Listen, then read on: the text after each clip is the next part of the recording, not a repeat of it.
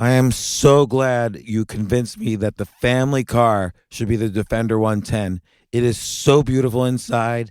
It's so comfortable and it just feels indestructible. Yes, it really is. I've been waiting a long time for the new model to come out. The Defender 110, I'm telling you, it's my favorite car of all times. It's my third one. You know, I have stories of going off-road. The guy managed the group. He was like, what are you doing in this beautiful car? I'm like, I'm going off-road. He's like, are you sure? Because you can use one of ours. And then they look like Mad Max cars. I'm like, no, we're going to do this. And he was shocked. Wow. Well, it's great because the Defender has been reimagined for 21st century adventure, and its unparalleled off-road ability as well as its robust interior are invaluable whether you're headed towards uncharted territory or just a weekend of exploration. The Defender 110 tackles challenging surroundings with absolute confidence. The SUV conveys strength outside and in, featuring peerless technology like an intuitive driver display and an award-winning infotainment system. That's my favorite part, to keep you connected no matter where the journey takes you. Adventure is unique to everyone, and so is the Defender. Choose from the two-door Defender 90, the four-door Defender 110, or the larger Defender 130 with the ability to seat up to 8 passengers. You'll find uncompromising performance in all three. So pack up and go even further with the Defender 110. Learn more at LandRoverUSA.com/Defender. These days, we're all investors, trying to be smart with our money despite our worst impulses. But at iShares, we believe that deep down inside of every investor is a better investor. One that's just waiting to be let out. Explore iShares ETFs and insights and let your best investor out. Visit iShares.com for more information. This isn't your average business podcast, and he's not your average host. This is the James Altucher Show. Today on the James Altucher Show. Sometimes I'll say something and I'll act as if I know what I'm talking about, and I have to take a step back and realize, you know what? I really don't know anything about this, but I'm like talking like an expert. And I see this all the time in social media. Like, you ever notice that after the pandemic started, suddenly it seemed like everybody on your Facebook feed or Twitter feed was a closet epidemiologist and you never realized it? Well, this new book is just a fantastic book about the errors we make that prevent us from being successful and having peak performance because we tend to think we know more than we do. I might not be describing it exactly. The book's called Think Again, and Bill Gates has called this a must-read. Adam Grant, professor at Wharton and the author of Give and Take, Originals, Option B, which he co-wrote with Sheryl Sandberg, has written the book Think Again. This is now one of my favorite books. Like, it's a book worth reading and rereading. It's all about how to avoid different cognitive biases, how to have intellectual humility, how to use these techniques and cognitive biases to know when you need to rethink something or think a little deeper or ask better questions, and what the results of doing that is, so you can see directly how this could benefit your life. Anyway, once again, I'm talking too much. Here's Adam Grant.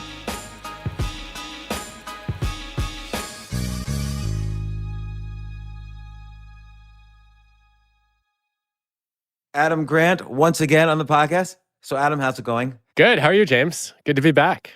You were on right before the pandemic, I feel, right? For your last book? I think it was right before the pandemic when we came on with Wayne Baker. Yeah. And all right, so this is like your third time on. You've been on for Give and Take, Originals, and now, then you were on with Wayne Baker, and now your latest book, Think Again, which I've read it. I would say I love all of your books, Adam, which is why I'm always excited to have you on the podcast. But I really think you went all out for this book. Was there anything different in your thinking as you wrote this book? Did you have the confidence of having written these very successful books before? Wow. Well, thank you, James. That's high praise, especially coming from you. I'm going to try problem. really, really hard to prevent you from rethinking that enthusiasm. Well, I'm since this book is called Think Again, and it's all about the benefits of rethinking, I might just have to rethink it after this podcast, but we'll see. I respect that completely. So yeah, what inspired this book? What was the motivating factor? Oh, there were so many events. It's hard to pin one down. But I think one of the things that just kept happening over and over again was I feel like my job is to think again, right? It's part of what I love about being an organizational psychologist is I take all these assumptions about how people think they're supposed to lead and work and collaborate, and I test them. And sometimes my evidence supports people's intuitions. Other times it challenges them. And I just got more and more frustrated by the experience of, going to a founder or CEO and saying, actually the evidence seems to support the opposite of what you're suggesting right now. And hearing things back like, well, but that's not how we do things around here. That's not the way we've always done it. I started thinking through, okay, yeah, that was the mindset of a Blockbuster, a BlackBerry, a Kodak, a Sears. And it really started to bother me that people whose whole jobs are supposed to be organized around rethinking their visions and their strategies were so resistant to it. And I decided eventually, when I run into a problem like that, I ought to study it and try to make sense of it. Yeah, and you brought up, I feel like this past year, 2020, was almost like a worldwide experiment on this topic of thinking again. Like suddenly on Twitter, every single friend of mine I had no idea, was actually a closet epidemiologist in disguise. And everybody was so sure of their opinions, like, don't take hydroxychloroquine, take hydroxychloroquine. If you take vitamin C, you will never get this virus. Like everyone was like convinced, like my doctor told me, like, and they were convinced of their opinion, and no one ever once changed their opinion, no matter what. And I've had this done to me. Some of the techniques you mentioned in this book are very interesting because I've had friends who have asked me questions like, after a small debate on issues, a friend of mine once would say, what evidence would it take for you to change your mind? And that's one of the things you talk about in this book. And you talk about all sorts of reasons why people kind of stick to their opinions, why it's so hard to change, and how you can change your own mind on occasions, how you can get other people to change their minds. So there's aspects in this about performance, persuasion, cognitive biases, and there's a lot of real practical advice as opposed to and good stories of all, giving examples of everything. So I have a whole bunch of pages bookmarked to ask you questions, but I just want to ask one question first, which is there's this story where you are pitching to some publisher and the guy is like, hey, maybe you should be reading some Adam Grant. And you're like, wait a second, I am Adam Grant. Like, what was that story? Oh, this actually happened with an academic paper I submitted to a journal. So the papers are all blind reviewed and you don't know who wrote them. And I got this rejection decision and I'm reading through it. And one of the reviewers has written a bunch of analysis of why my experiments were redundant with what we already knew. And then there was this line that says, you should really go back and read the work of Adam Grant. I'm like, dude, I am Adam Grant. You don't know that. I found, I happen to be intimately acquainted with Adam Grant. I found his prior work wanting, and I wrote this paper to try to address the flaws in his past work. But of course, the reviewer didn't know that. It was such a hilarious moment for me. But one of the things that I loved about it was it really reminded me that one of the great privileges and challenges of being in academia is you don't get to rest on your laurels. Right? It doesn't matter how many papers I've published or what my standing is in the field. When I submit this paper, it's going to be blind reviewed by a bunch of critics who are there to try to find all the problems with it and make it better. And that means my thinking gets stretched and I get to do a lot of rethinking, except when people tell me to reread my old work. But let me ask you this, though. Was he right? Sort of. So, like, were you saying something new with the research you had submitted? And like maybe you should rethink whether you had added to the literature that you had already created. That was exactly the right question to ask. And it was not my first reaction. My first reaction was, you don't know what you're talking about. I know my own work better than you do. But after I got over that defensiveness, what I realized was I was saying something new, but I hadn't made that clear. And I needed to I didn't need new data, but I needed to reframe what I thought the paper was really all about and help the reviewers see, okay, here's why this is different from what I've done before. And that it actually, funnily enough, after getting rejected, has become one of my highest impact papers. Really? That's so interesting. Well, okay, I guess that starts off the discussion, but Again, we've all noticed a lot of this past year. I think all anybody did for the past 8 or 9 months was argue passionately about BS all day long, every single day on Twitter. So we have lots of stories and case studies to look at. But what's the main issue? Like, and you address this in the book, but let's talk about it. When people have a first instinct or a first impression or a first opinion of things, how often does it lead to, how often are they correct versus when they change their mind? Or how often does it lead to better performance? And you have examples from tests, from life, and so on. Yeah, not often enough, I think is the short answer. So you know the data that I found really surprising on this, which is there's extensive evidence that if you follow your first instinct on a test, you're actually less likely to get the answer right than if you reconsider. And strangely, like your intuition is not magic, right? The answer that seems obvious is not always the right one or the most nuanced one. And even when you introduce students to this evidence and you say, hey, just want you to know there's a first instinct fallacy, and a lot of people are overconfident in whatever their initial thought is, and there's value in rethinking, they're not any more likely to do it. And I think part of that is just the fear of regret, right? If you had the right answer and you rethought it and you undid it, then you can beat yourself up for that. Whereas if you went with your first answer and it turned out to be wrong, not that big of a deal. Yeah, that's interesting. So you think that like there's a cognitive dissonance thing where if they rethink their answer, change it, or let's say it's an investing decision, kind of like in one of your books, I think it was Originals, about your decision not to invest in Warby Parker, which you regretted later. When you rethink something and the first answer turned out to be correct, you can't handle it maybe. Yeah, I think that's a great way to characterize what so many people grapple with. And, frankly, I should say I finally invested in Warby Parker last year. Better late than never. But it's just when you have an instinct and you ignore it, you feel like it's like missing a flight by 30 seconds. There's this just pain of, but I was so close. Whereas if you go with your gut and that turns out to be wrong, it doesn't feel like you had a real shot at being right. And I don't think there's the same cognitive dissonance, the same motivation to look back and say, gee, I wish I had reconsidered that. Right. It's almost like the correct solution wasn't in your universe when you just go with your gut instinct and the first thing you think of is the decision you make. You weren't aware of the possibility of the successful answer. But once the successful answer is in your universe and you choose to ignore it, it sort of says something about your capabilities in some way. It does. It's like the one that got away. Yeah. And you mentioned a scenario where about a group of young kids going to Harvard who created a way to essentially network online with all the other people at Harvard, and they didn't grow that into a huge business. And 5 years later, Mark Zuckerberg started Facebook, and you were one of the co-founders of this initial attempt. Yeah, thanks for reminding me, James. I was looking forward to reliving all my bad decisions today. You're going to probably relive it on every podcast you go on for this book because it's in the book. It's inevitable. So. Yeah. No, it's funny because we didn't even think to rethink it, let alone regret it.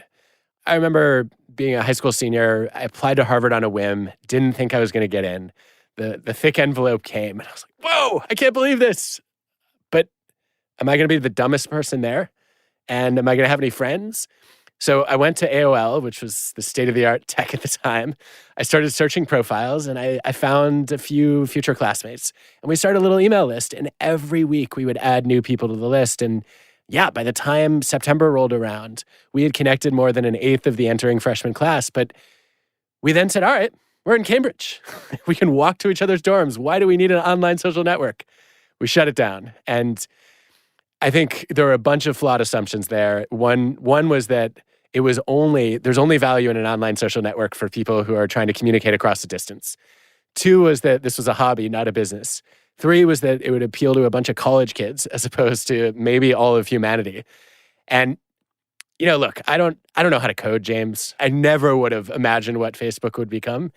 But it's so interesting looking back that at least two of the members of that original E-group were already in the tech world. One had built and sold a tech company. Another was a major hacker, and they didn't think of it either. And it's a good lesson for me in the value of taking the assumptions that you make and questioning them. Well, it's interesting because, when you're 18 years old, 19 years old, it's not like you have extensive business experience. So you could say, oh, this is an idea that excites people. I mean, the light switch is really, can this idea that seems to be exciting, can this be turned into a business? Like all you would have needed to do was kind of think that thought. And what do you think it would have taken to have thought that thought? Like clearly Mark Zuckerberg thought it 5 years later. That's a great question. I don't know is the short answer. The longer answer is I actually had a couple of roommates who a few summers later decided that they were going to start a video game company together. And they asked me if I wanted to join them. And it was one of those days where I'd heard them awake, laughing and talking very loudly at 4 a.m. Like, what are you guys doing? They're like, we're going to start a company. Are you in? Like, what are you talking about? This is not going to happen. We're a bunch of college kids. What do we know about entrepreneurship? And meanwhile, I'm extremely risk averse. And I'm drawn eventually to academia in part because the permanent job security of tenure feels like a great way to make sure that I can support myself and a family one day.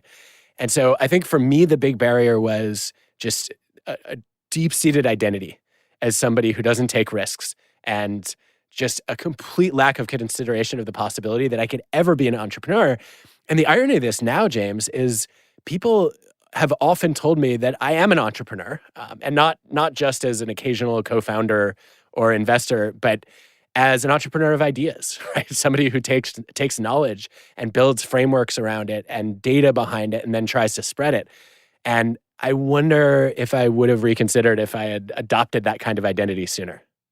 Yeah, it's interesting how adopting an identity for yourself and understanding what your values are. You have a chapter, for instance, the joy of being wrong. So identifying oneself as, oh, I'm the sort of person who's proud of the fact that I can admit I'm wrong, might encourage someone to be a little bit more skeptical of their thinking in real time. I would love to see more people embrace the joy of being wrong. And I had a fascinating conversation with Danny Kahneman about this after I'd finished a draft of the book. Danny, as a Nobel Prize-winning psychologist, is the best I know of anyone at finding out that his intuitions were false and just being excited about it and saying, well, that's the only way I knew I learned something, is I found out that I'd been wrong. But he said, there's actually no joy in being wrong. The joy is in having been wrong, because now you know you're less wrong than you were before. And so nobody likes in the moment finding out that they are wrong. It's I was wrong, and now I've made progress. I've learned something that can be exhilarating. And I would love to live in a world where people experience that joy more often. Wouldn't you? Absolutely, because you know what the interesting thing is about being wrong? As a writer, I say this, being wrong is more likely to lead to a story than being right. No one wants to hear about, oh, do you want to hear about this time I was really right and I made a ton of money and I laughed about it at the end? No one wants to read that story. But they like the story where, let me tell you about this time I was wrong. And boy, did I missed discovering or making Facebook, and I really violently argued against starting a social networking company, and this is what happened. Like, people want to read that story. Like, oh, he's like me. I'm screwed up too sometimes. You think it's more relatable? It's more humanizing. Yeah, absolutely. Like, again, if you think about storytelling or comedy, I think it was Carrie Fisher who said, no one laughs at the jokes of a really good-looking person. Like, they're just not interested. Like, you have to kind of be like screwed up in some way to be funny.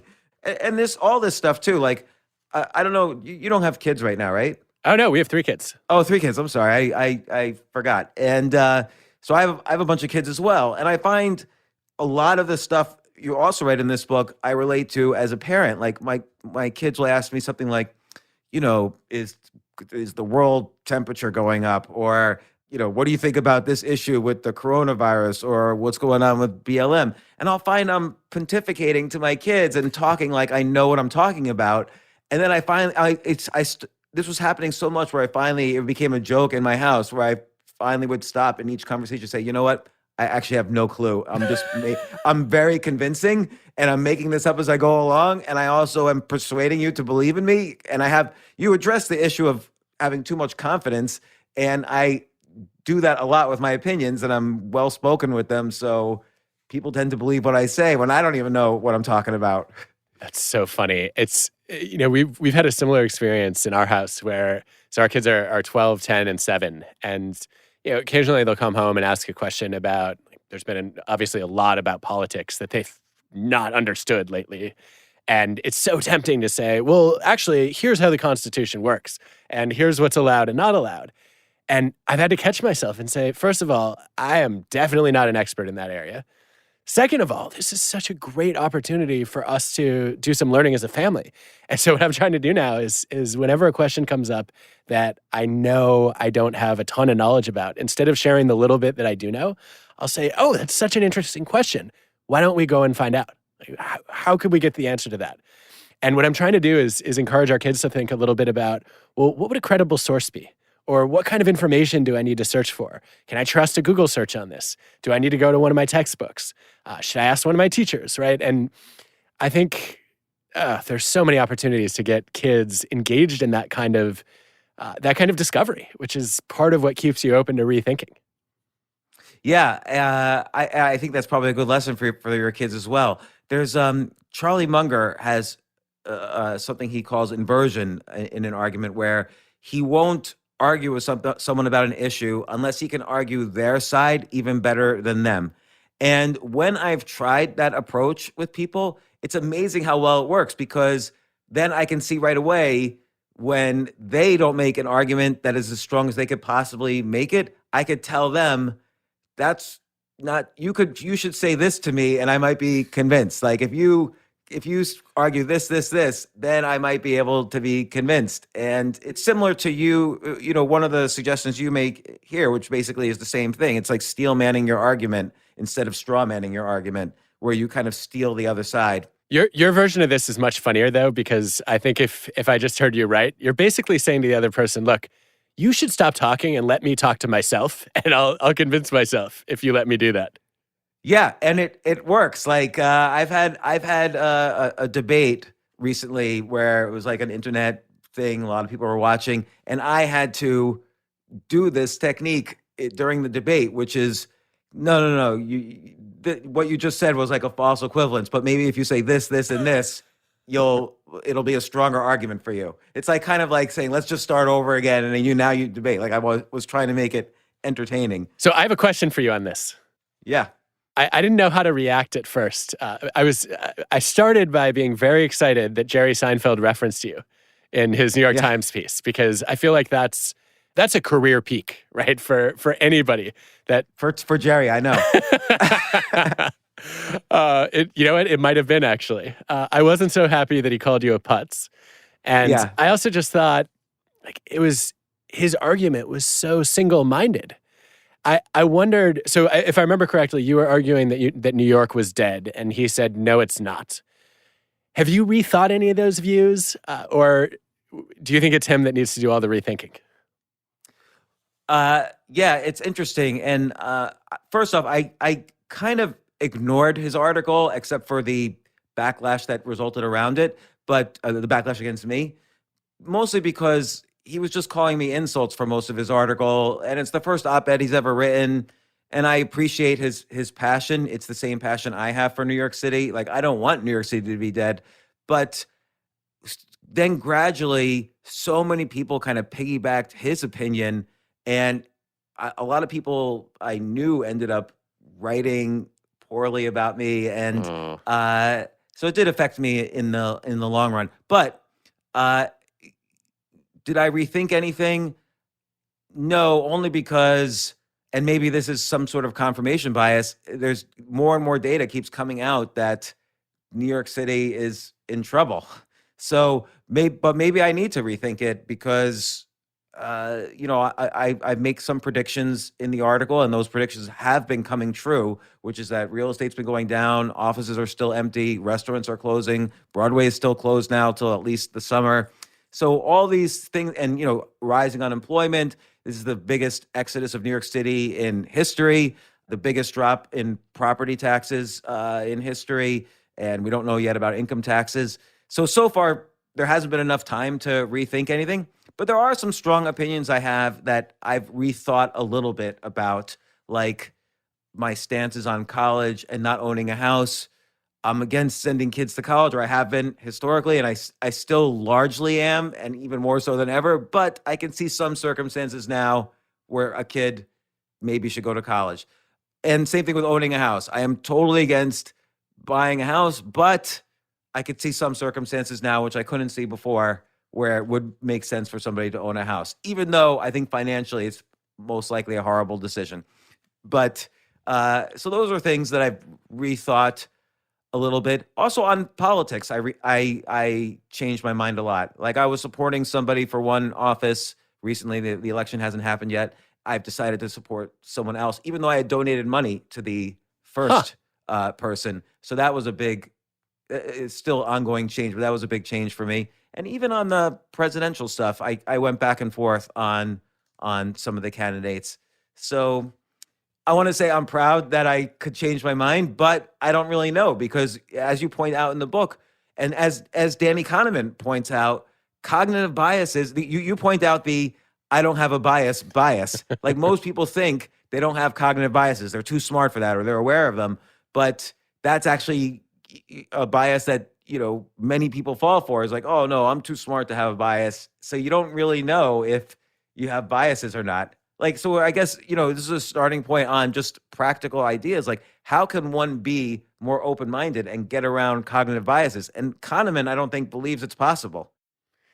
He definitely thinks it's extremely hard and that it's easier to document the biases than it is to fix them, or that we see them clearly in hindsight, but it's very hard to catch ourselves in the moment. I think it depends a lot on the bias, of course. And I think for me, the first step is to to let go of this I'm not bias and say, okay, look, if you know a lot of smart people, which you do, and you see them all falling into cognitive traps, what are the odds that you're immune to those? They're pretty low. And in fact, the data tell us that the more convinced you are that you're not biased, the more biased you tend to be because you don't bother to check yourself and you don't catch your biases as much. So I think, there's just a basic level of intellectual humility that's required here to say, my thinking is flawed in a lot of ways. There are a lot of things I'm ignorant about. And the more confident I am in something, the greater the odds that I'm ignorant about it. And then I think what we're looking for is a healthy amount of doubt and curiosity. And you actually gave us a great example of that when you said, look, I used to just believe that people shouldn't go to college or that they shouldn't own a house. And you've added all this nuance to your thinking. And you've said, okay, well, I think on average, I would tell most people not to do that. But I can recognize there are some conditions where that wouldn't be a good recommendation. And I can also realize that, okay, I've analyzed the homeownership decision from a financial perspective.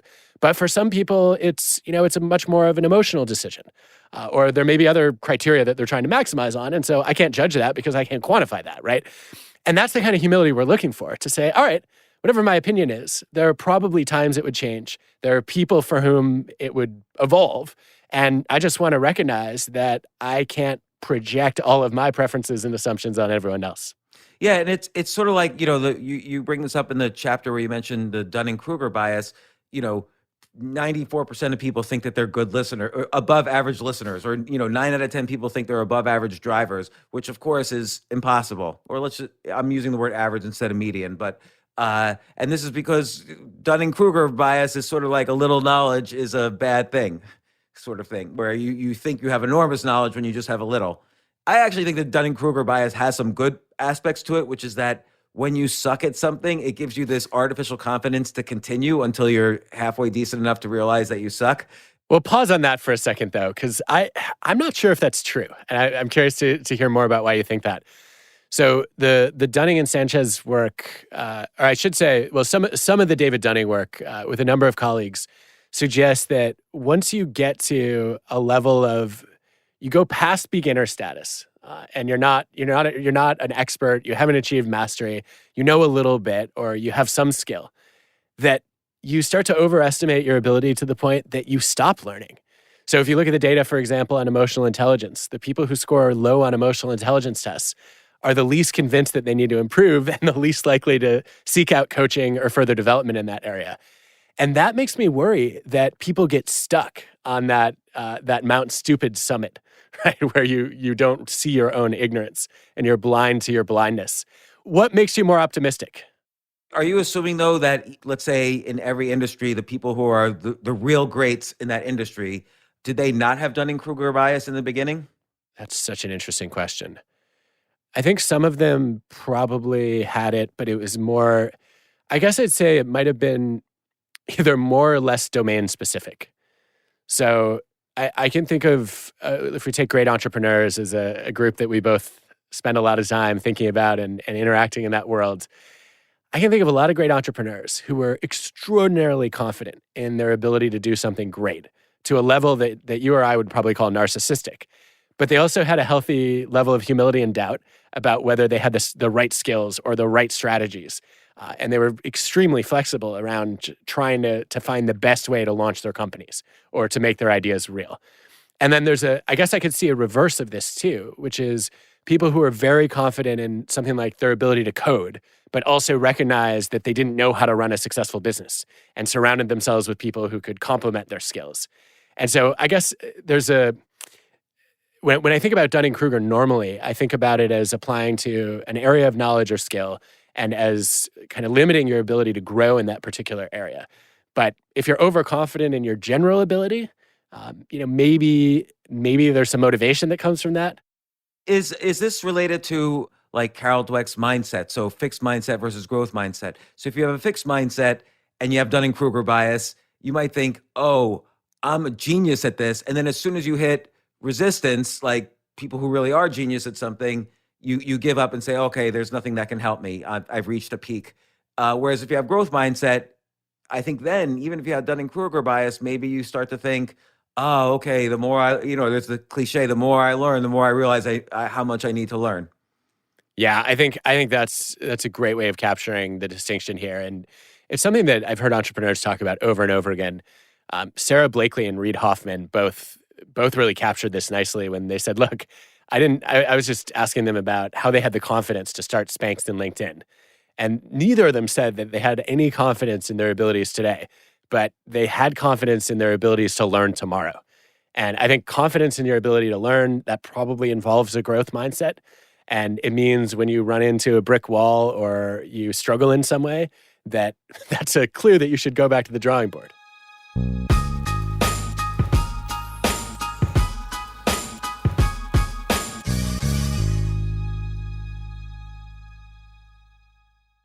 Oh my gosh, I love these clothes. Mizzen and Main. That's Mizzen and Main. It really is the most comfortable work clothes.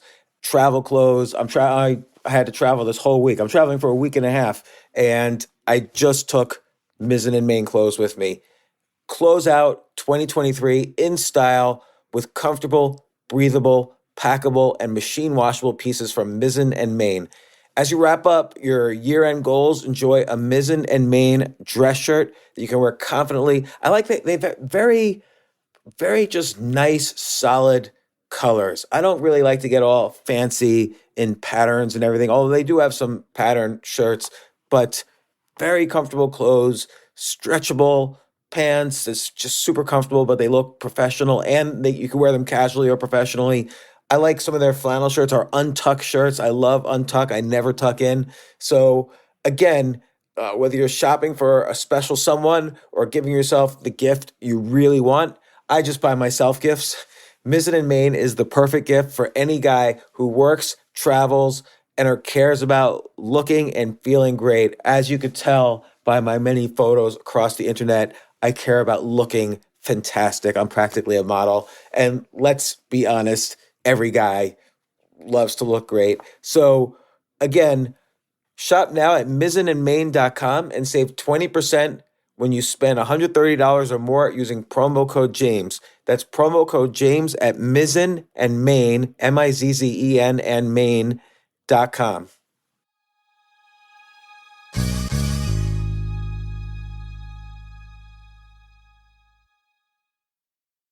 You know what I love about fantasy sports is that even though I'm not going to be a great basketball player or a baseball player or a football player or whatever, I feel like I get to participate and make decisions and use my knowledge of these different leagues or these different sports to compete. So it's like I can pick my team or I can pick my favorite players and I could use my knowledge to make predictions and maybe even make money.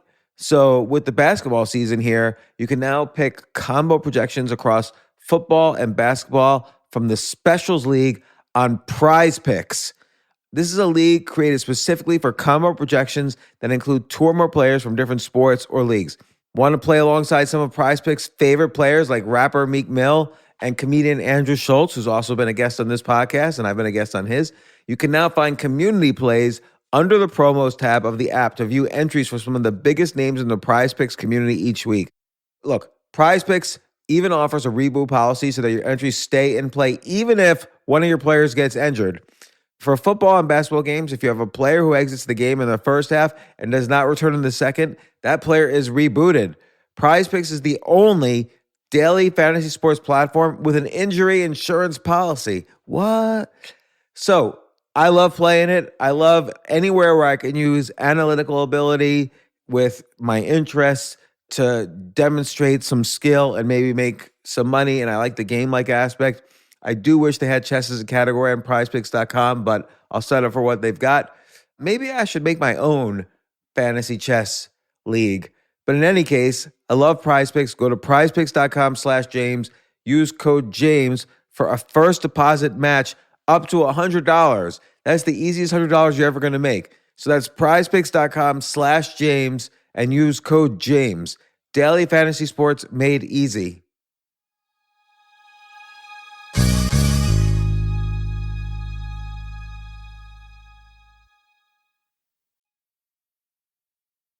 You say in the very beginning of the book, there are like three categories in which people tend to think, like either a preacher, a politician, or a what was the third P or the second P? A prosecutor. Prosecutor, right?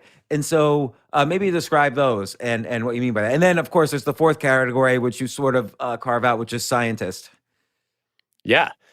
So the original insight comes from Phil Tutluck, who said, when we make judgments and decisions, and actually just in our daily thinking and conversations, we sort of strangely spend a lot of time in the modes of these jobs that we've never done.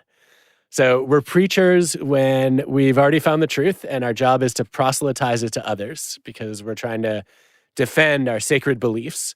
We're prosecutors when we're trying to win an argument, and James, I've got to prove you wrong.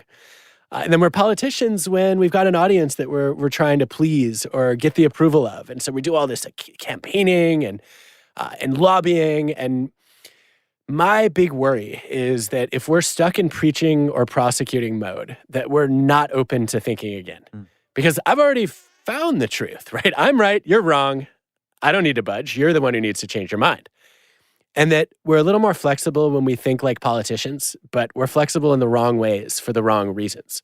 Right, like you might agree to something, but because you don't care, because you only care about winning office. Exactly. And I might end up saying a whole bunch of things that I don't believe, or I might change what I believe in order to fit into your tribe, but I'm not actually interested in the truth. And that obviously scares me. So I got immediately curious about what's an alternative frame of mind? And you said it's a scientist. I don't think that everybody needs to put on a white coat and carry around a bunch of test tubes, right? I think of a scientific mindset the same way I just talked about being a preacher, a prosecutor, a politician, which is to say, look, a scientist's highest value is finding the truth. And that means instead of holding beliefs that become part of your identity, you say, you know what, these are just hunches, and I could turn them into hypotheses. And then I could run little experiments in my life and make observations and gather data and find out whether my hypotheses are true or false. And I think that's where we gain mental flexibility. Because when you're thinking like a scientist, you are more interested in finding out what's right than convincing yourself you were already right and other people were wrong. Yeah, that's interesting. So how can you, I mean, and you kind of you do give a lot of advice on this throughout the book, but what would be your recommended way for someone listening to this to, first off, convince them that, hey, you should at least try this, thinking like a scientist about, let's take an issue that most people hold dear. So like there are political issues like pro gun control or not for gun control, or even bigger, like pro-choice or pro-life. People are literally religious on both sides of this issue, and to the point where they don't even want to have friends who are on the other side of this issue. And I'm familiar with this just because one of my business partners for the past 21 years, my closest business partner for the past 21 years, is pro-life and I'm pro-choice, but often we have to talk about this issue for various reasons. And how would you go about it if you realize, okay, I'm definitely pro-choice, but this person I'm interacting with is pro-life, and normally that would ruin the relationship? Like, but what would you do? Well, what am I trying to accomplish? Am I trying to open their mind, or am I trying to have a thoughtful conversation? Well, okay, that's an interesting question, because do you think it's possible to change someone's mind? Possible, sure. I think it's a lot harder than most of us would be comfortable admitting. And my read of the work in psychology on what's called motivational interviewing is rarely do you succeed in changing anyone else's mind. You're better off helping them find their own motivation to change their mind. And so, yeah. So what do you mean? So talk about that. Well, so what I might do. So let's make this concrete. So let's say I am pro-choice and you're pro-life, and I'm trying to motivate you not to necessarily change your mind, but at least to be flexible, right, and receptive to alternative points of view. I think the mistake that a lot of people would make in my shoes is either I start preaching about why I'm right, I prosecute you for being wrong, or if I'm at least trying to understand you, I ask you why you're so passionately pro-life. And the problem with that strategy is you're going to come up with a bunch of reasons that reinforce your existing convictions. Yeah. What the data suggests works better is to ask you how questions, which are more likely to reveal the gaps in your knowledge. So what I might ask is, how do you know that life begins at conception? Yeah. I'll let's say I'm pro-life. I would say, well, it is life, right? There's whatever it is. I don't know what it's called, pre-fetus, but whatever's there is actually alive. It's a biological creature at that point. Like, it's a bunch of cells put together, but that's enough for life. Yeah, and I would say that's true. But by the way, right? I'm not a biologist. No. I'm just making that up. No, right? no, but right. So it. I'm not either. And I would say, to the best of my knowledge, I think that's true.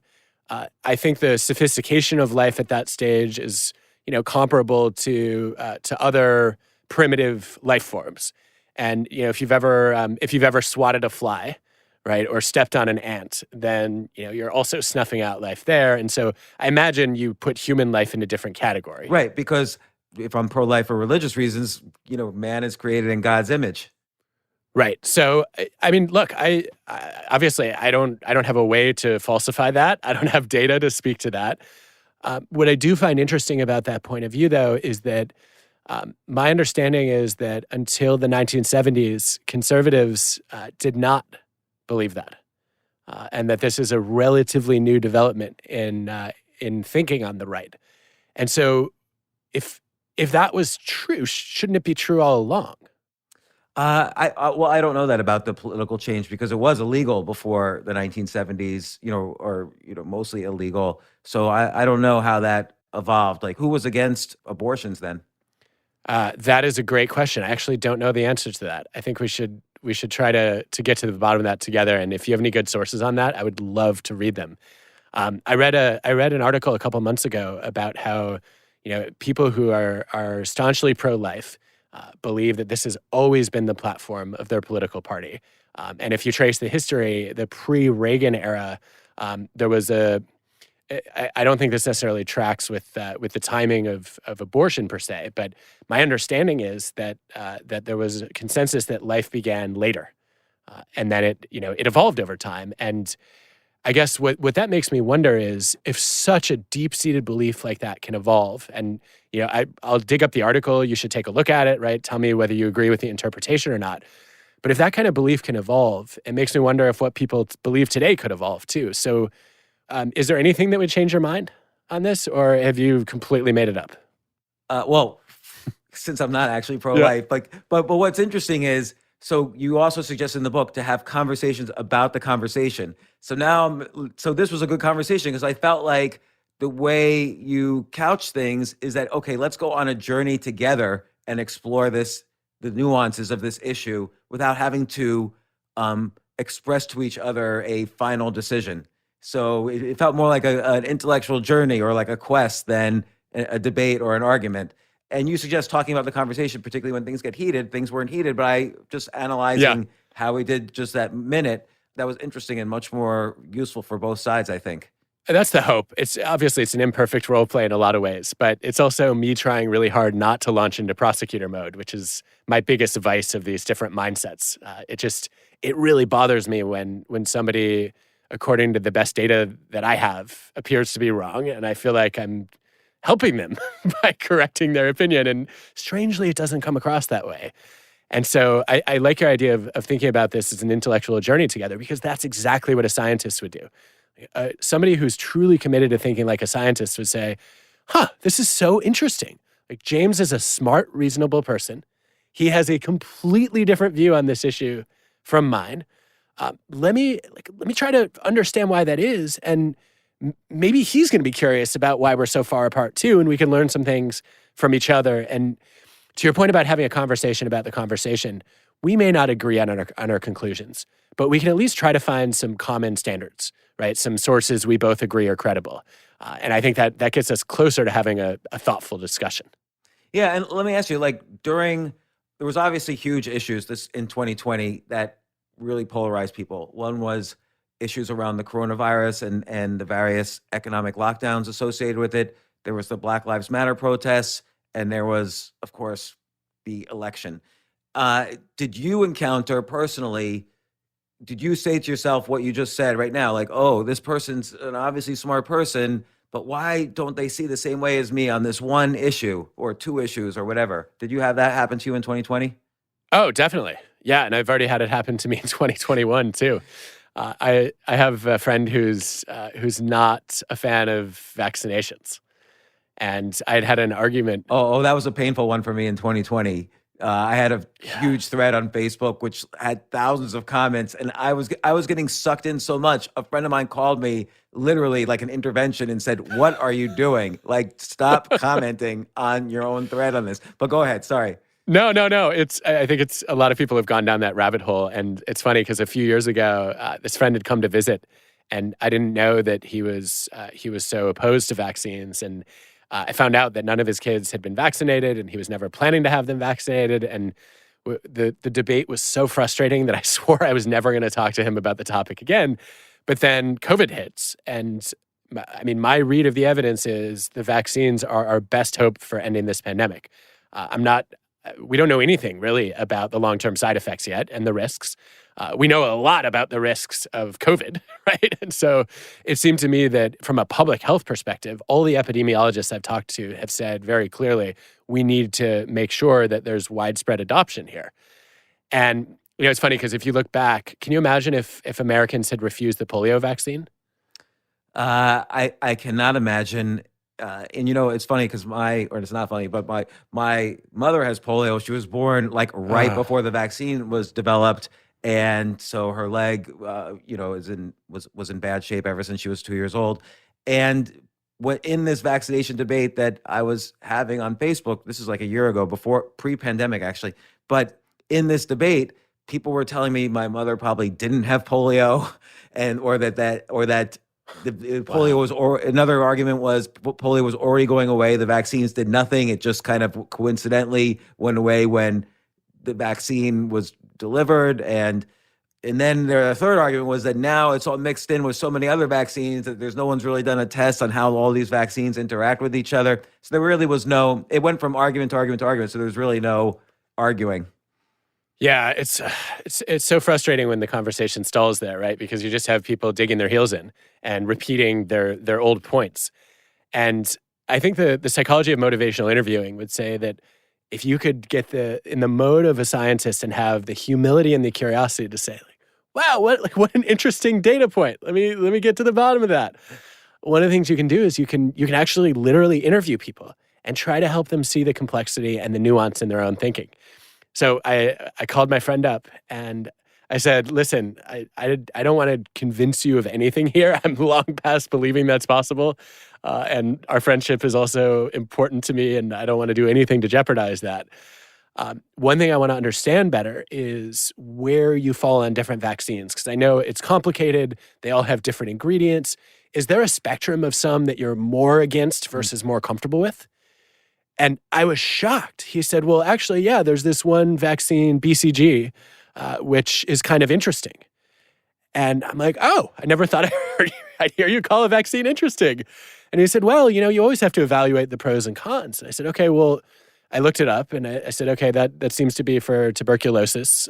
We don't have a lot of that in the US, but if you were traveling somewhere that did, would you consider giving it to your kids?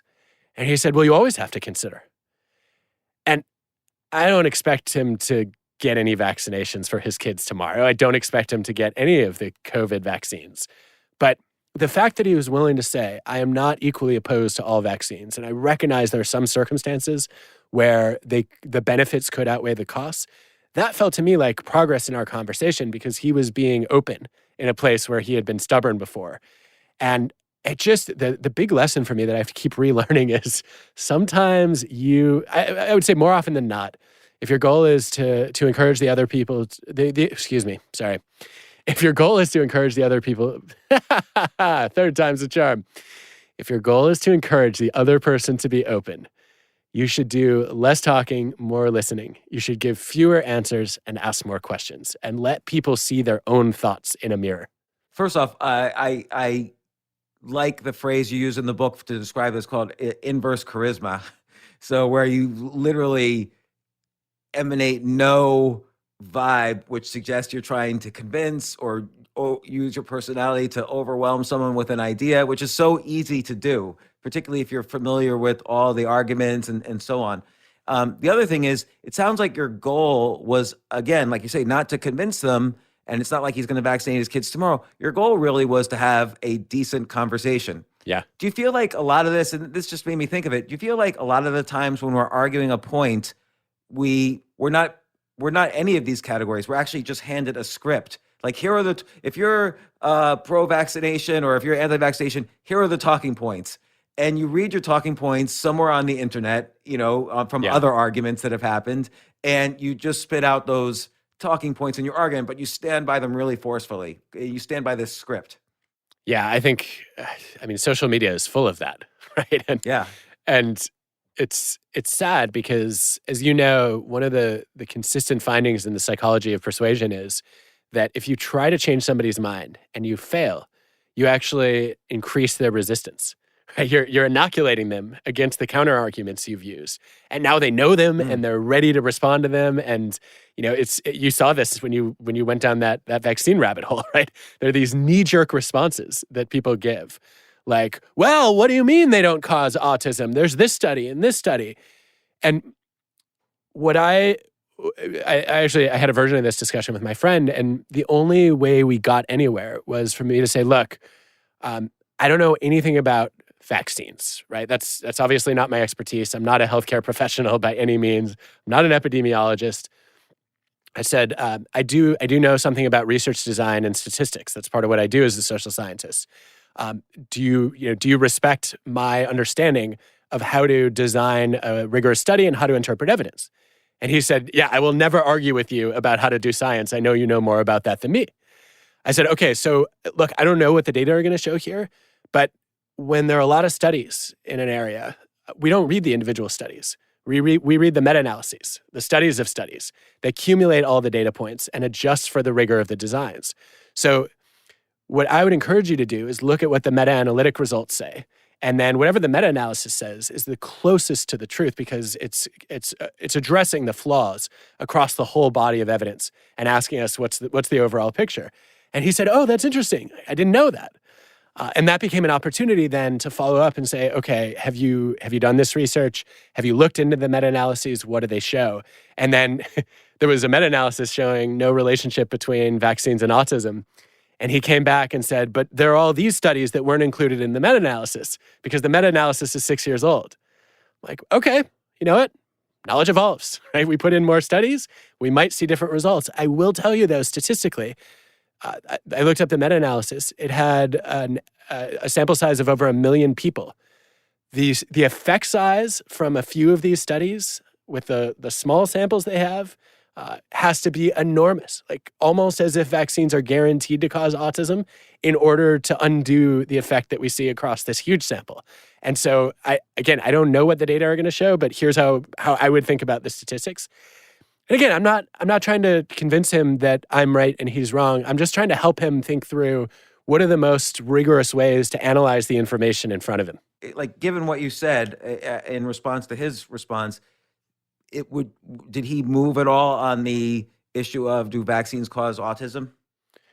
I don't think so yet. I don't know if he will move on it. I think he believes there are some particular ingredients that are in some vaccines that have been demonstrated to increase the risk of autism, and that there are a bunch of reasons why there's a bias in the data, and you're only able to publish the studies that don't show a result because the pharma companies and the CDC are in cahoots. And so you go in a completely different direction. And there I just say, look, you know what? I believe that some conspiracy theories end up coming true. I also believe that conspiracies are really hard to pull off. And do you believe that an independent community of scientists, many of whom have tenure and can do whatever they want, that they're all that easily kind of bought and duped? And then what about the journalists? Like, you're telling me there is not one journalist out there who wants to win the Pulitzer for discovering that there's a massive conspiracy? And it was so interesting to have that discussion because, again, I'm asking him not why he believes what he believes, but how could the theory that you have, how could that have actually held? And it becomes very difficult to explain, and that's what we see over and over again, that when people have to explain the how did this come to be, or how will these effects play out, they do start to see the gaps in their own knowledge. And that's all I want to do, right, is to say, look, this is really complex, and I think if you have a simple view on it, it's probably not complete. So we all have a lot of beliefs, and we all have a lot of things that we'll stand by and fight for. But how can we even think that we're right about anything? Let's take the reverse. Like, given that we're wrong about a lot of things, how do we know if we're ever right? Oh, this is fun. I don't think being right should be the goal. I think the goal should be getting closer to the truth. But let's say I'm trying to build a model of health so that, I'm going from middle age to older, and I want to have high quality of life as an older person. And I read lots of literature, and they say, okay, eat keto, take cold showers, sleep 8 hours, blah, blah, blah. How do I know eating keto is good? Some people say it's bad. How do I know vitamin C is good? Some people say vitamins don't work. So how do you ever know if you're right? Because everybody's just so passionate about everything. Yeah, I think you have to start by deciding what your credible sources are and what your standards of evidence are. And from there, you also have to be clear about your goals, right? Not everyone has the same objectives when it comes to a healthy lifestyle. And I think that's one of the reasons that in the health community, as in so many others, people talk past each other. Is one group is really interested in promoting longevity. Another group is more concerned about quality of life. And sometimes what's good for one outcome is not optimal for the other outcome. So I think just getting some alignment on what are you trying to solve for is probably a good first step. And then I'd also just ask, okay, so you say, how do I ever know if I'm right? I think a different version of that question is to say, well, how do I know if this model that I'm going to implement in my life is better than the other models available? And I think that's what we're aiming for, right? We're aiming for an improvement, not for correct. Right. So it's almost like what you would ask if you're doing due diligence on a company, if you're an investor. Like, let's say someone pitches you a company, and there's 6 billion people on the planet. Why did this one person, or how did this one person come up with an idea that all 6 billion people didn't come up with? And now how did you get the opportunity to invest in this amazing 1 in 6 billion idea? That's kind of like a starting point for asking, why does this person have an unfair advantage over the other 6 billion on this industry or this idea, and why am I getting the opportunity? So in your Warby Parker experience, for instance, you were getting the opportunity because they were friends of yours they were like ex-students of yours. Yeah. But I think you were stumped even. Why were they being blessed with this amazing idea as opposed to anybody else? And so at least initially you didn't invest. So it's the same thing about an idea. Like if someone has an idea that they're against this candidate or this issue or whatever, or they think that this is the answer to this problem, why are they blessed with this, or how did they get so much of an advantage in this area that they have the correct answer over everyone else? And I think kind of starting from that point sounds interesting. Yeah, I think so too. And I think there's something we can learn from super forecasters here. So as you know well, there's a whole community of forecasters who compete to try to predict future events. And I had a blast learning from the world's best election forecaster, arguably, when I was writing the book. His name is Jean-Pierre Begum. And Jean-Pierre had, predicted the early rise of Donald Trump when most not only pundits, but also most forecasters thought he was a joke. He's just dominated a number of forecasting tournaments. And one of the things he does is when he forms an opinion, he makes a list of the conditions where he would change his own mind. Mm. And that way he's keeping himself honest. And I think this has such powerful implications for being an investor. When you look at an entrepreneur, right, and you say, okay, I don't think this is backable. What you should also do is say, okay, what would have to change in the world, or what would have to change in the founding team in order for me to see potential in this idea? And the moment those conditions fall into place, it might be time to rethink your initial investment decision. But by the way, it's also even more important if you're an entrepreneur, because there's a huge cognitive bias, which is that once you start committing time and potentially money and start also convincing others to buy into your idea for a business, you're in the I don't have a bias. And it's hard to see if your own personal idea is not a good idea. Yeah, well, my favorite name for that trap is escalation of commitment to a losing course of action. And it's so easy. A lot of people think it's sunk costs. Sunk costs are not the most important driver of escalation. It's much more about ego and image. I have to convince myself and convince other people that I made a smart decision. And we get caught in this self-justification spiral where we're looking backward and saying, all right, how do I prove to everybody, including me, that I wasn't an idiot, that I wasn't an idiot when I went in and decided to commit my time and money here? And there's really no substitute here for just separating yourself and saying, okay, let me talk to somebody who didn't make that initial commitment and can take a clear-eyed look at moving forward. Is this a sensible investment of time and money? Yeah, it's interesting because thinking about my strongest opinion of the prior year, or at least the one that was the most public, was the one that, about New York City. And I found myself often, because I went on media during that period, and I found myself being put in a position where I had to argue why New York City was going to have these major problems. And I didn't want to be in the position of defending the death of New York City. When I love New York City, my goal in writing the article was to find solutions. And so I tried to keep that mindset of I really just want to explore solutions instead of keep arguing over and over again all the bad data. But, so I didn't want to be biased by by the questions being asked me. I didn't want to keep reconfirming. Right, because you're just being asked to defend your argument over and over again, which is not going to really get anyone anywhere. Right. I love your reframe, though, because I think what you did was basically said to people, prove me wrong. Like what I'm trying to do is say, look, like the house is on fire. We need to put it out. And so I think the best, as somebody who loves New York, the best case scenario for you is that because you sounded this alarm, now people take action and they're able to prevent the very situation you were afraid of. But by the same thinking, though, and as you mentioned, a big driving force in this escalation of commitment is people don't want to seem stupid. Now I'm in this position where so many people have insulted me and threatened me and called for my death or whatever, or called me an idiot or worse. Now I don't want to be an idiot.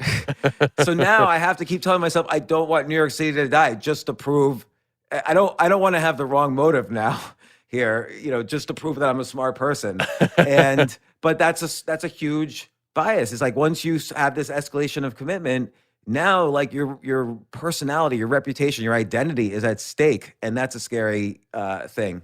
Yeah, but I think you gave yourself the perfect out earlier when you said everybody wants to hear the failure story. Yeah. They want to know how you screwed up and why you were wrong. And so I think you're in great shape either way, right? Either New York City post-pandemic is still in trouble and you're the guy who predicted it, or you were very publicly wrong and now you have an incredible story to tell and you get to learn a whole bunch about either how your analysis was off or how the way you sounded the alarm actually made your prediction a self-negating prophecy. That's true. And I think I have to adopt that mindset is that, let's say I'm wrong, okay? What I really want to find there is focus on what's the story I tell about this, as opposed to like, well, I can't be wrong. Everyone's going to laugh at me and it's going to be horrible, because that will happen too. But I have to be able to kind of weave through that and focus on the good things about being wrong and also the story I could tell about it. So it seems like always you have to reframe how you connect your identity to an idea or a solution. Yes, I think you just hit the nail on the head. I think it's a question of detaching your identity from your past successes or failures, or just forming your identity around the idea of rethinking and unlearning and continuing to improve yourself, as opposed to always being obsessed with proving yourself.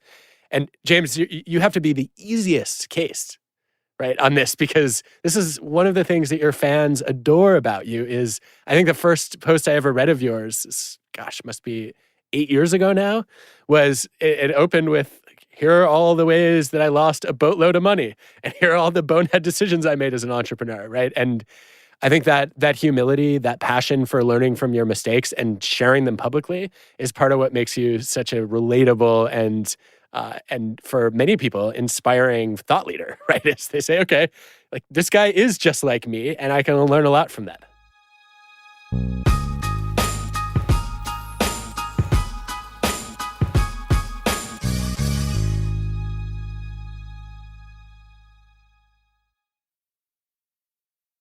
Let me ask you this, and by the way, I appreciate you remembering an article from 8 years ago. I don't even know if I remember my articles from 8 years ago. But there's another type of place or a situation where everybody remains very firm in their beliefs, and that's a form of groupthink. So, like we saw it with this election, it wasn't that I just liked one candidate or another, or anybody just likes one candidate or other. They like every single belief of that party and hate every single belief of the other party. And I found it amazing, like, why is there 100% correlation between people who want to lower taxes and people who love hydroxychloroquine, and 100% correlation between people who want to raise taxes and people who hate hydroxychloroquine? Like, they shouldn't be connected at all. And yet these two issues that are unrelated were 100% correlated with each other. And so again, it's like, these aren't preachers or prosecutors or politicians. They're kind of just followers and of a group. Like, why wouldn't they recognize that this correlation is statistically impossible? Well, I think they're actually all of the above is the challenge. I think that they're preaching that their side is right. They're prosecuting the other side for being wrong. And they're doing that in a way that falls in perfect line with their political tribe. And I wonder if all three of these mindsets come together in a way that creates just the most factional divisions that we see in society right now. And in many ways, they probably fuel each other, right? Because the moment that you identify as a member of a political tribe, it's easy to know what you're supposed to preach and what you're supposed to prosecute. So I don't know what's the chicken and what's the egg here. But I think for starters, I would say there's a whole political psychology of why people have certain ideological views. And if you break down the left-right spectrum in America, my read of the data is there are two axes that differentiate liberals and conservatives. The first one is support for social change, and the second is tolerance for inequality. And I do think that if you look across, I agree with you, by the way. I think if you're a person who thinks independently and has curiosity and is interested in the truth, the odds that you would land in a similar position on any 15 issues with any other person should be very low. But I think underlying a lot of popular conservative policies is a tendency to maintain the status quo and a level of tolerance for inequality of outcomes, because what you care about is equality of opportunity and believing in a just world. And then on the liberal side, it's sort of the reverse, right? Saying, okay, we need to change the system. We need to make progress. And if we have unequal outcomes, that is a sign that the system itself is unfair and broken, as opposed to, well, no, it's just a meritocracy, as opposed to, an egalitarian regime. And I think that lens has helped me understand a little bit why people sometimes fall in line on multiple policies in the same direction. But I agree that is not enough to explain it. So maybe their biases are reinforced. Not only there's an escalation of commitment, even if there's an escalation of commitment with someone near you, you're gonna inherit some of that, almost like a virus. Yeah, I mean that's a classic group polarization effect, where you join a tribe of like-minded people, you hear the same arguments over and over again, you get trapped in a filter bubble or an echo chamber, confirmation bias kicks in, and then you want to vie for status in the group. So you don't just want to belong to the tribe, right? You want to stand out in the tribe. You want to be one of the most important members of the tribe. And that means you have to be more extreme than the average person in the tribe, right? In order to prove that you're really one of us, that you represent the heart of who we are and what we stand for. And over time, all the people in the group, because of those pressures, tend to gravitate in a more extreme direction than they started. Yeah, that's really interesting, because it's not just a sense of wanting to belong, but it's like a neurochemical thing. Everybody wants to rise in the tribe, so that's going to polarize. Once the tribe finds itself, everyone's going to start polarizing each other. So it's so interesting, all of this stuff. I'm going to go to your last section where you give some actions about how to essentially. The goal of all of this, I would say, the goal of your book is basically, when you're open-minded and when you're willing to see two sides of a coin, you're twice as smart, basically. Like, you get smarter. I think you can get even smarter if you see through the many lenses of a prism, not just the heads and tails of a coin. Yeah.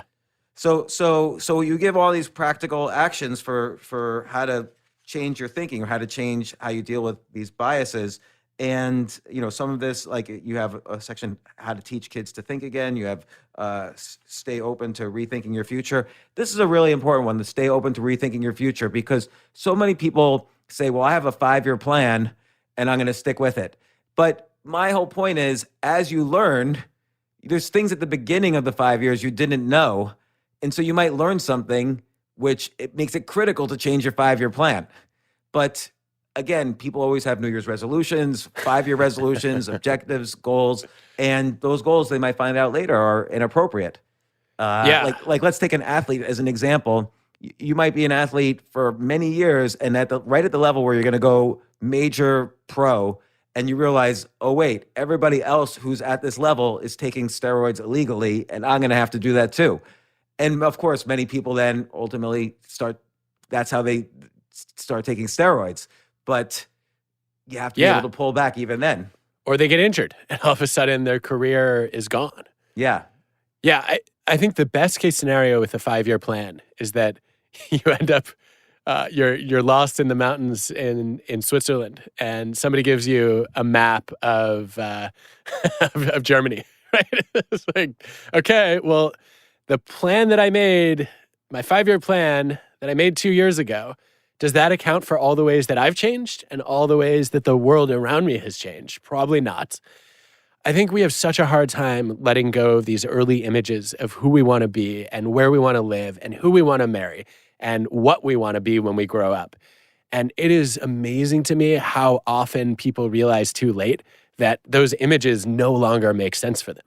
Like, I mean, the pandemic, right, has been you said it was a mass experiment earlier. Most of us have been forced to rethink a lot of assumptions that we'd never really questioned before. Like what? The number of people who, suddenly realize, I actually want to be living in a different country, or I want to be living, in a rural area as opposed to urban, or vice versa in some cases, right? The number of people who said, you know what? I don't believe in a nuclear family, I suddenly realized. And I want to live in more of a college dorm. And so I'm going to have a bubble of people that I quarantine with, right? All these things that people never would have even contemplated before become totally palatable all of a sudden. And I think, to me, that's a signal that we need to give ourselves permission to rethink those plans and images more often. Yeah, that's really interesting because I think during this pandemic, it was almost like an intervention of some sort. Like it cleared the deck of your brain and took everybody out of their routine. And not only that, there's a strong feeling that the routine can't be recaptured. So we were forced to think, well, where do I really want to live? How do I really want to live my life? And sky's the limit. You could still be doing your job, but live in Malaysia if you want, or Hawaii, or wherever, or Kansas City if you want to still live in the U.S. But that's a fairly cheap area, probably. Yeah, and that did happen. James, that goes to one of my favorite practical ideas in Think Again, which is, for years I've encouraged students to do career checkups and say, the same way that you go to a doctor when you're not sick or a dentist to get your teeth cleaned, you should check in at least twice a year on, is this career allowing me to fulfill my values? Have I reached a learning plateau or a lifestyle plateau? Is there something that I now want to achieve, or some skill that I want to master that wasn't on my radar when I chose this job? And I've started to wonder if we should broaden that and even do life checkups and say, look, if you're married with your partner, maybe with a close group of friends, if you're single, just a couple times a year, am I leading the life that actually aligns with who I am today, as opposed to just following a map that some older version of me, or I should say earlier version of me, made. I think if we don't do that, it's just too easy to fall into one of those escalation traps. And so I sort of asked this earlier, but I'm curious again. How do you avoid taking it too much to the other side, which is to say, what's the odds that my brand new business idea is a good idea? Yeah. Probably not very high. I guess I should just go back to my job or whatever. Like, how do you have confidence in your confidence? Well, I think that's where you have to run the experiment, right? So you can't commit to a negative opinion any more than I want you to commit to a positive opinion before you have the data. And I would say it's actually too early to judge whether you're the person who's going to be a disruptive entrepreneur if you haven't launched a company, if you haven't built a minimum viable product, if you haven't market tested some of your initial hypotheses. And I just say we should be slower to form opinions about whether we're going to make it or not, whether our ideas are good or bad, and say, all right, this is a provisional thought. It's a hunch. Let me go and find out. I think this is such a valuable book to so Think Again, that it just came out. I think this is such a valuable book that you wrote. It adds to the literature of all of this stuff about how wrong we tend to be, not because we're stupid, but because of these enormous cognitive biases. So there's literature about cognitive biases by people like Daniel Kahneman and others.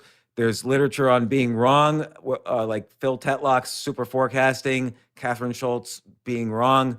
And I feel this really adds to all of that because it not only documents in scientific way the various ways in which we could be wrong and unaware of it, but also how to maybe overcome it. I really like the idea of, constantly trying to, constantly query your critics. Why are they against what you're doing? Like really try to understand their point of view, constantly looking at the data to try to prove yourself wrong, in a sense, steel manning your argument, and just reminding yourself that, hey, I might not know, or actually really reminding yourself what you don't know when you're in the middle of a conversation. Like if I'm talking about a football play that I came up with, I'm probably wrong that this is a good idea, but constantly reminding yourself what you don't know. Like what other, just to kind of round this up, what other advice would you say stands out as that you carry with you in your thoughts when you're, talking to people and you're trying to improve your own thinking? A huge area of focus for me that I really reinforced while I was writing Think Again was I no longer want to pay any attention to whether I agree with people's conclusions, as a question of, should I follow them on social media? Do I want to have a conversation with them? What I'm interested in now is their thought process. I want to know whether they'll stretch my thinking, whether they're committed to the pursuit of truth, whether they're both rigorous and flexible in how they approach problems. And if they disagree with my conclusions, I'm going to learn more from them. Right. So last time I checked, James, the purpose of learning is not to affirm what we already believe. It's to keep evolving what we know and believe. And so for me, that means I'm constantly looking to increase my challenge network and figure out who are the thoughtful people who disagree with me and what can I learn, not just from what they know, but also from how they think. And what if you find yourself thinking, there's no thoughtful people who disagree with me? I think you might be drinking too much of the Kool-Aid that you've been preaching, and it could be time to find out what you don't know. Yeah, it's so interesting. Well, by the way, just out of curiosity, do you ever study this in the context of games? So, for instance, a poker player it has to make thousands of decisions in a typical evening of playing poker, and it'd be interesting to know how many times their first instinct about what hands another player has it was correct or not. Like that would be an interesting domain because it's very concrete. Or chess. There's a saying in chess, for instance, once you find a good move, find a better move. And so that kind of encourages, rethinking your instead of just, making the instinctive move, close your eyes and take a second look. That is such a cool idea. I haven't done systematic research on this, but two favorite poker champions are Maria Konnikova and Annie Duke. And in talking to both of them about how they play, they both said, look, my training in psychology was a huge advantage because I had this scientific mindset where I could say, okay, here's what I think the other person has in their hand, but I'm not sure. And let me figure out what moves I can make that would increase my confidence or that would change my probability set. And I think that it's so interesting to say, okay, poker is a very different game than super forecasting, but the techniques that seem to build excellence across them are pretty similar, which is if you're a super forecaster, one of the things you do differently, so let's take entrepreneurship as a practical example of this. If you're a regular entrepreneur, what you do is you imagine a future state of the world, and then you figure out the strategy that's likely to succeed and bring you product market fit in that world. If you're a super forecaster, or I would argue a super entrepreneur, what you do is you envision lots of possible states of the world. And then you choose the strategy that has a high probability of success across many of them. And I think that a great poker player does much the same thing. Yeah, that's interesting. And probably a good chess player too, because chess players often even the best chess players make serious mistakes and blunders. And they have to sit back and either get upset about it or figure out what was the psychology of how they were thinking and how can they adjust it. Yeah. And I'm no chess expert, but I know that one of the skills that I've always been encouraged to try out by chess grandmasters is, don't just think 2 or 3 steps ahead, think 7 or 8 ahead. And that means before you make a move, you not only have to anticipate your opponent's response, but then all your options in response to that, and then how they'll respond accordingly. And the longer that sequence is, the more places there are for your assumptions to be wrong. So that's going for depth. There's also the idea, there was a book I think it was in the 50s or 60s written called Think Like a Grandmaster by a Russian grandmaster named Alexander Kodov. And his first technique is before you go deep, identify all the possible moves. And so he calls them candidate moves. And he found that most people were going with their instinctive first choice and going really deep, and then they run out of time, so they have to make that move. They kind of forced escalation of commitment to make the move, and as opposed to having candidate moves and realizing, there are many choices just in case this one doesn't work. There's such an interesting parallel between that and a Paul Nutt study of decision making. Hundreds of organizational decisions, half of them fail. The biggest and clearest differentiator between successful and failed decisions was the failed decisions only considered 2 options. You have 2 possibilities on the table, and we spend all our time evaluating which one is better, as opposed to going broad, like you said, and asking, well, what's behind door number 3, and making sure that I've considered all the options before I start to evaluate them. This reminds me of Atul Gawande's checklist manifesto. So by having an actual checklist, And one of them might be, let's say for chess, like look at least 6 possible moves before you start going deep.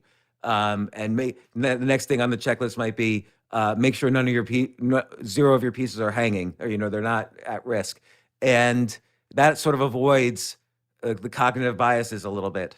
Mm-hmm. And so that's one way to kind of, once you realize that you have these biases, you're almost developing a checklist for how to think about, charged situations or high stakes moments might be a good idea. I think it's a great idea. And one of the things I did after I finished writing this book was I made a list of all the biases and heuristics and traps that I had covered. And I tried to analyze which ones I've fallen victim to more often and less often, so that anytime I make a decision or form an opinion that's important moving forward, I can say, all right, based on my past, my track record, I know I'm very confident that this is the right answer right now, but I know I'm vulnerable to thinking like a prosecutor. I know that I'm consistently falling into a situation where, long story short, where I have a very hard time letting go of my prior commitments, and so escalation's often a challenge for me.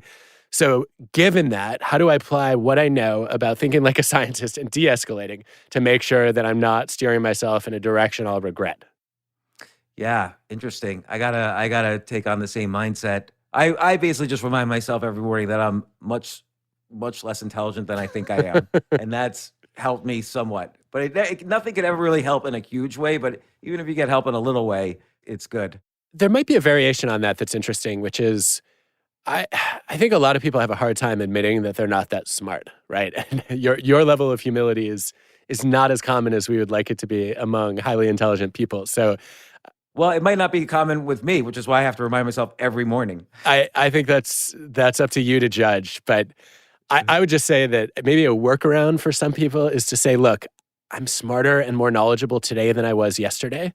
And so that dumber version of me that committed to this choice or formed this opinion could probably benefit from a little of my current wisdom. Yeah, that's a good way to think about it too. Like, what do I know now that might change all my preconceptions? And of course, thinking, there's a good evolutionary reason for cognitive biases, is that they're shortcuts in thinking so that we can make quick decisions when we need to. But, like running when there's a lion chasing us or when we hear a rustle in the leaves. But, now it's very high stakes in that our decisions affect the entire world and affects all our relationships, and much bigger than the 30 people in the tribe that we would normally have to deal with. Now we could just argue and insult people on Twitter all day. So it's a different kind of tribe. You got it. But anyway, Adam, once again, great book. Think Again. This is a book for reading and rereading, and all your books have been great and have been life-changing, from Give and Take on.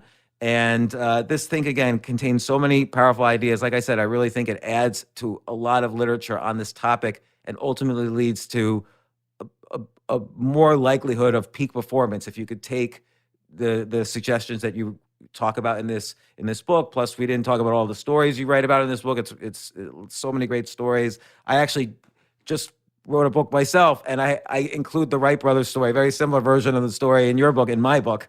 I can't wait to read it. Congratulations. Story. Yeah, and actually, I also use the idea of experimenting in order to learn, as opposed to the 10,000-hour rule of repetition with a coach and deliberate practice. I try to have a model of speeding it up by doing experiments and always getting out of your comfort zone and repeating that. So you're exploring always the areas you don't know, as opposed to repeating over and over the things you do know. That really resonates. It's sorely needed. I think practice makes perfect, but it doesn't make new. And we need to experiment if we want to discover things we don't know. What's the book called? Skip the Line. And the idea is, everyone will always tell you, when you switch careers and interests, everyone will always tell you, hey man, you got to pay your dues. Like, I've been working 20 years at this. It's 10,000 hours. But if you kind of do experiments that no one's ever done, you kind of explore spaces in the industry that you're switching to that maybe no one covered, and an experiment has very little downside but massive upside, like any scientific experiment. So I play around with this, at least this metaphor of experimenting as opposed to just putting in 10,000 hours. Send it over. I can't wait to read it. Oh, definitely. And thanks once again, Adam, for coming on the podcast, and hopefully keep coming on. Thank you, James. Pleasure to be here as always. Yeah, thanks, Adam.